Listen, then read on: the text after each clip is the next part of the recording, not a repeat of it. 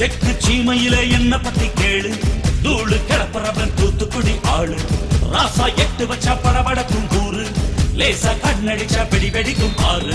Deepavali Thala Deepavali, Deepavali Thala Deepavali.